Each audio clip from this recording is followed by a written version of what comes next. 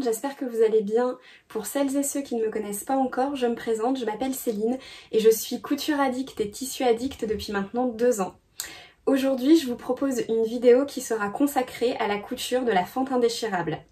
Pour réaliser cette fente indéchirable, il vous faudra prendre la pièce sur laquelle vous l'avez tracée, ainsi que votre biais de propreté. À savoir que le biais de propreté mesure tout simplement la longueur de votre fente indéchirable multipliée par 2 sur 3 cm de largeur. On va commencer par préparer notre biais de propreté. Pour ça, on vient le plier envers contre envers et on plaque cette pliure au fer. Une fois plaqué, on vient réouvrir et on rabat les deux côtés vers notre milieu pour ainsi former notre biais et on le plaque au fer. Voici ce que vous devez obtenir. On va ensuite venir ouvrir notre fente au ciseau.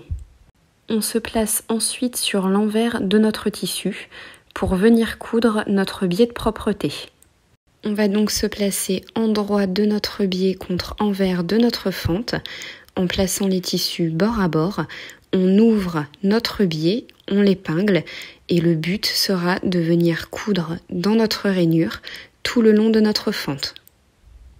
Lorsqu'on place notre tissu sous notre pied, on fait en sorte que notre aiguille se retrouve dans notre rainure et on va venir coudre par un point droit tout le long de cette rainure en faisant bien un point d'arrêt au début et à la fin de notre couture.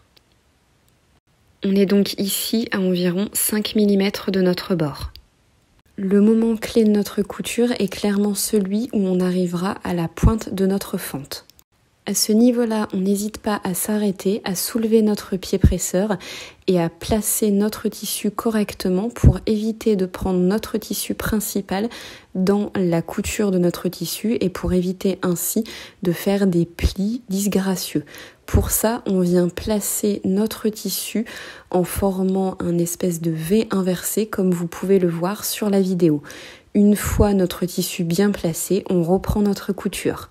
Il se peut qu'au niveau de votre pointe, vous soyez non plus à 5 mm du bord, mais plutôt à 2 voire 3 mm du bord. Ce n'est pas grave. Dans tous les cas, on attend d'être le plus proche possible de cette pointe pour placer notre tissu au mieux pour la suite de notre couture. Et comme évoqué précédemment, on termine notre couture par un point d'arrêt. Voici ce que l'on obtient sur l'envers de notre tissu. On vient ensuite se placer sur l'endroit de notre fente. On vient replier une première fois notre biais en joignant le bord de celui-ci au bord du tissu de notre fente, puis on replie notre biais sur lui-même. On épingle pour maintenir nos tissus ensemble. On va replier notre biais de cette manière tout le long et on n'hésite pas pour maintenir cette pliure à venir la plaquer au fer. On va ensuite venir piquer par un point droit sur le bord extérieur de notre biais. On positionne donc notre tissu sur notre pied presseur et on pique point droit, point d'arrêt, début et fin de couture en faisant en sorte d'être le plus proche possible de l'extérieur de notre biais, environ à 1 voire 2 mm de ce bord. Le point de vigilance restant bien sûr la pointe de notre fente indéchirable. À ce niveau-là, on procédera de la même manière que précédemment. On attend d'être le plus proche possible de notre pointe avant de venir lever notre pied presseur et de former un V inversé avec notre tissu pour éviter de venir prendre notre tissu dans notre couture de biais.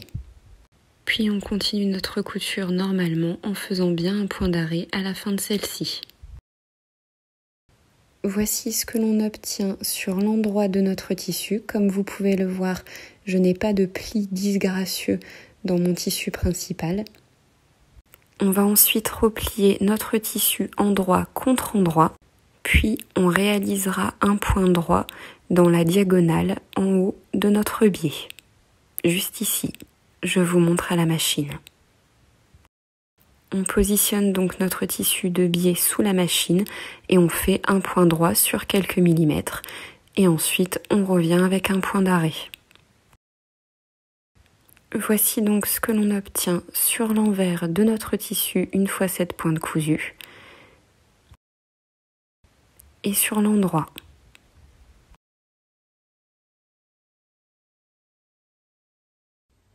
Votre fente indéchirable est désormais cousue. J'espère que cette vidéo vous aura été utile et vous aura plu.